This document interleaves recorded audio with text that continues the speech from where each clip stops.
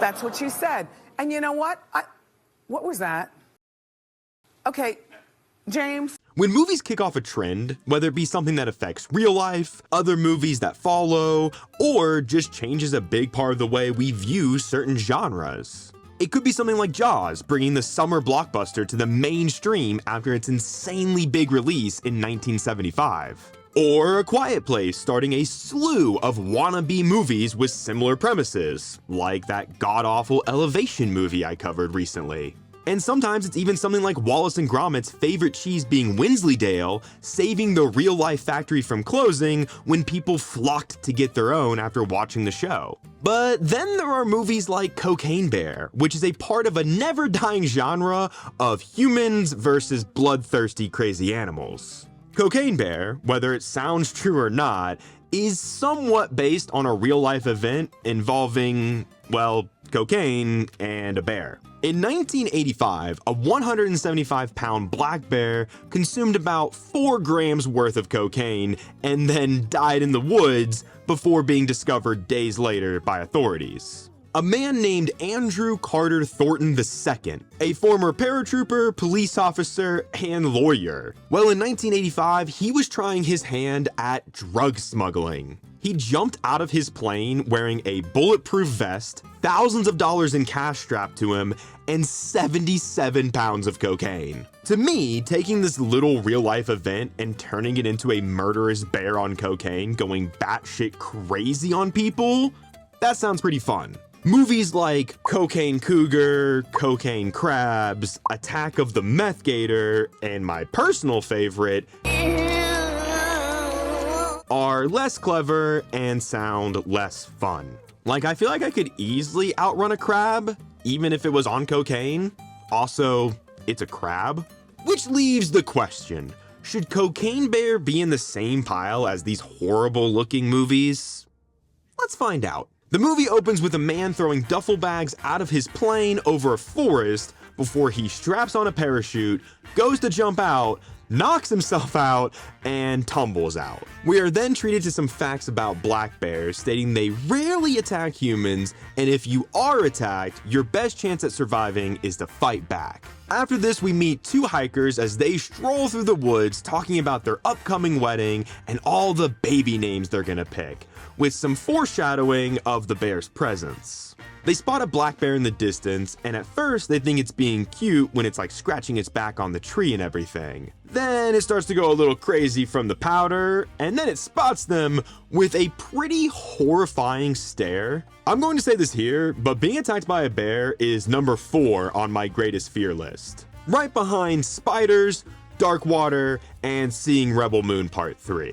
The hiker duo take off with the bear in tow before the woman is pounced on and torn apart as the man runs away. Back with our skydiving friend from the opening, his body is being investigated by our detective character, Bob.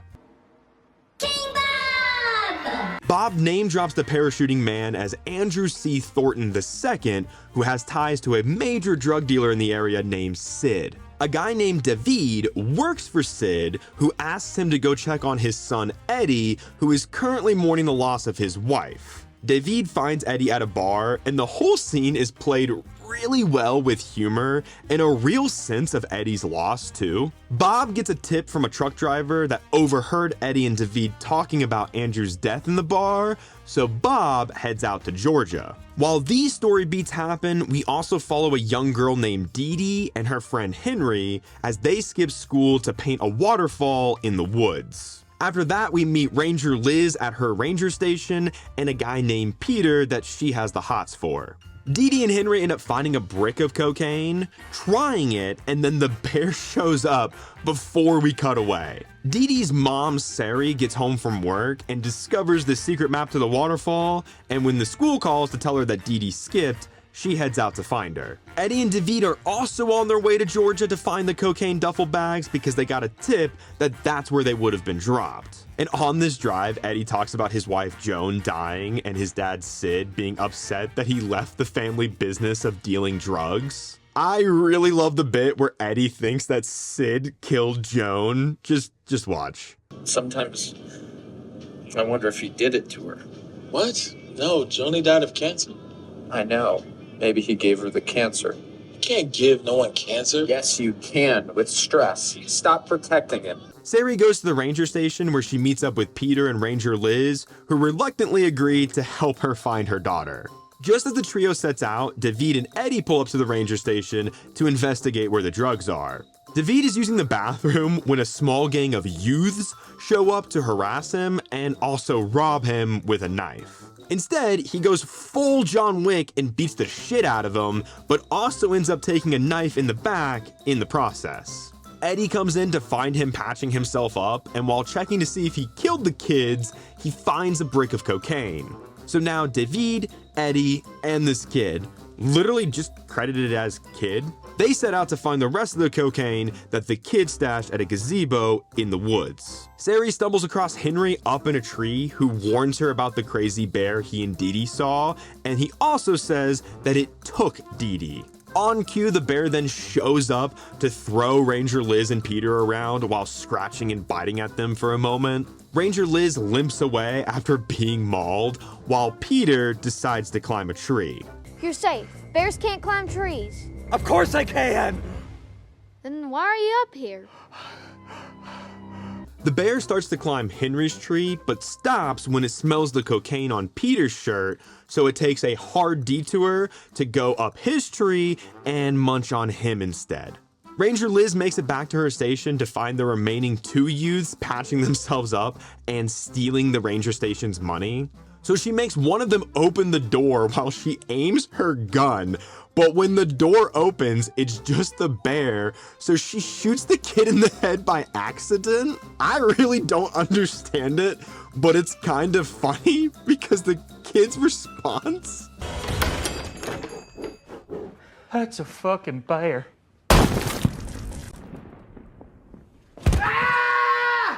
Then the bear plays horror villain for a moment, toying with both of them until it Freddy Krueger's the other kid through the window.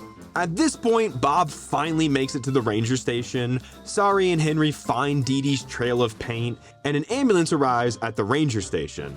And I recognize one of the medics as Scott Seiss from his TikTok series. Let's replace our CEOs instead. That would save a lot of money. Actually, AI is too advanced for that job. All you need is a Fisher-Price tape recorder loaded up with a bunch of bad ideas. It's always cool to see someone with actual talent make it into a movie from social media, so good on you, Scott. He investigates the blood that's coming through under a door and gets a stare down with the bear as a prize. The ambulance then speeds off with both the medics and Ranger Liz, and the fucking bear chases them on foot. If I was driving away and a bear was chasing me like this, I would shit my pants. That's a fucking bear. I'm about to shit my pants. It leaps into the back of the ambulance, launches Ranger Liz out of the back, eats poor Scott, and then the last medic crashes through the windshield when she hits a tree. During all these killings, we've been cutting back to Eddie, David, and the kid walking to the gazebo where the kid stashed the cocaine. But by the time they finally make it to the gazebo, Bob beat them there and got his hands on the duffel bag of cocaine. This finally allows for a lot of our side plots to converge, and David, Eddie, and the kid are held at gunpoint by Bob. David stupidly goes for his gun, so Bob blows off 2 of his fingers, so Eddie, being such a nice guy, grabs him for him. The bear shows up, and after sniffing around for a second, decides that Eddie looks like a good spot to take a nap to sleep off its new cocaine habit. Sari and Henry come across the hiker from the opener, who agrees to take them to the bear's lair. David checks to see if the bear is still alive, and when the cocaine falls out of his pocket, it wakes up and starts eating it. What follows is the bear eating the brick, and then it starts hugging, dancing. I'm not really sure what it's doing, honestly. Whatever it was doing, it ends when Bob starts showering the bear with cocaine to get it to leave Eddie alone. The bear runs off, and while Bob and David have another standoff, Sid shows up and shoots Bob with a rifle. Bob's partner Reba shows up, and she's working for Sid, so as Bob bleeds out, he tells them which way the bear went with the duffel bag of cocaine. Sari and Henry venture into the cave to find Dee Dee and some cocaine-covered cubs. So our remaining characters of Sari, Henry, Dee Dee, Sid, David, and Eddie end up on top of the waterfall through the bear's cave. The hiker from the opener got mauled off screen and then found later by Eddie and David, and Bob's partner decided to go home. The duffel bag of cocaine is hanging off of a branch, so Sid demands that someone get it for him while the little bear cubs start biting at him. He hits one of them, and when it whines, the mom shows up, all jacked up on Mountain Dew, all hyped up on cocaine, to murder Sid. Not wanting to be on the menu, Sorry, Henry, and Dee Dee jump off the waterfall, followed shortly by David and Eddie. Sid takes a shot at everyone as they jump off the waterfall, and poor David gets shot in the same shoulder that he got stabbed in. But in a twist, Sid is able to shoot the bear, causing it to fall down onto the ledge below while he continues to try to get his duffel bag. Luckily for Cocaine Bear, a brick falls out of the bag, showering it with the white gold, boosting its ability for round 2 with Sid. It kills Sid by gutting him, and then with the help of its cubs, they collectively push his body off the cliff like a cartoon. The movie ends with Eddie adopting Bob's dog and everyone else riding off into the sunrise. Honestly, Cocaine Bear is an extremely fun and silly little movie. The plot itself is incredibly straightforward, but the little gags and over-the-top characters that we meet and watch get mauled make the whole experience feel better. Not to mention their ability to mix in the real-life story elements throughout the made-up parts. Andrew's name is dropped, he dies in a parachuting accident similar to his real-life event, he throws tons of drugs into the woods just like he did in real life, and of course, the bear does eat cocaine. In real life, the bear died pretty much immediately. But speaking of the over-the-top characters, everyone in this movie is a pure delight. The standouts to me are Alden Ehrenreich's Eddie and O'Shea Jackson Jr.'s David. Alden Ehrenreich is criminally underrated as an actor, and his performance as the comical, heartbroken Eddie was killer. And O'Shea Jackson Jr.'s David progressively gets more and more fucked up as the movie goes on. It starts when he steps on some gum at a kid's play place, he gets stabbed in the bathroom, then he gets his favorite shoes wet, ruins his favorite jersey with blood, gets his fingers shot off, and then gets shot. I think because from the very first kill the bear has, when it hilariously pounces on the lady hiker, it's pretty clear this movie is meant to be silly. Leaning into the comedy, which having Elizabeth Banks on the creative team certainly helps that, but the comedy sells this for me. A rage-fueled bear on a murder spree because it can't stop eating cocaine is not a movie you want to put a serious tone on. Personally, these animal vs. human movies rarely do it for me. Movies like No Way Up, which is a submerged airplane of humans versus sharks. Crawl, which puts a hurricane and alligators versus a human in a flooded house. And Frozen, not the Frozen you would show your kids. This Frozen is about wolves stalking skiers trapped on a lift. Or the one where Idris Elba fights a lion in order to save his daughters on a safari. The list of these goes on, and most of them are just 90 minutes of people coming up with a plan, only for most of them to die and 1 or 2 making it out alive. But adding comedy and people that act nothing like normal humans is a great way to have a bear fuck people up in the woods for about 90 minutes. The only drag to this whole story is the captured Dee Dee bit that we follow. Henry is pretty funny, and another example of a kid actor who does a fantastic job at portraying his character. Cutting back to Sorry and Henry following the clues that Dee Dee left so they can find her is the only thing that truly takes me out of the movie. The idea that this murdering bear took one person alive all the way back to its cave? I don't know about that one, movie. And most of these deaths are actually kind of brutal. Like Ranger Liz, who ultimately meets her fate by face-hugging the concrete when she's ejected from the ambulance. Or Sid's death, who gets gutted and then a family of bears pushed into his death. That's fucking hilarious. Or my favorite death, That's a fucking bear. movies that try to be like this either fail because they go too serious, which rarely works, or too goofy, which again, rarely works. If what you want is a bear on cocaine, leaping into ambulances, mauling park rangers in the booty, and being mesmerized by butterflies, yeah, then you're gonna love this. Cocaine Bear is another perfect example of so bad, it's good.